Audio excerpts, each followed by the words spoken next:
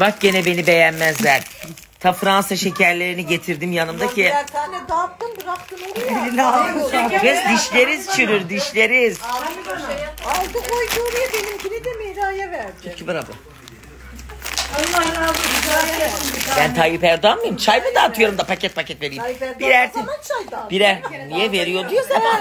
Az da aldınız çaylarını. Hiçbir şeylerinden faydalanamadı. Kız sen ta emin. Ya senin evdeki. Bana bak kız, bu gitti de eylemde kayboldu ya.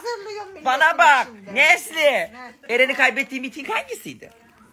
Orada bir şey dağıtmadılar. Ekmek arası döner verdiler ya. Hayır vallahi hiçbir şey vermediler. Salladılar. Darbe zamanıydı. Hayır. Kız darbede olan ne iş var sokakta? Hayır, darbe zamanı sonradan... Hayır, o darbe zamanı evden dışarı çıkmadı.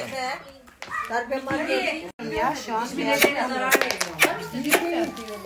Bir möde bakayım. Çekici çok sağlıklı. Möde. Bir möde. Möde. O nasıl kız? O nasıl bir şekeri kütürdetmek ha? İşim bitti.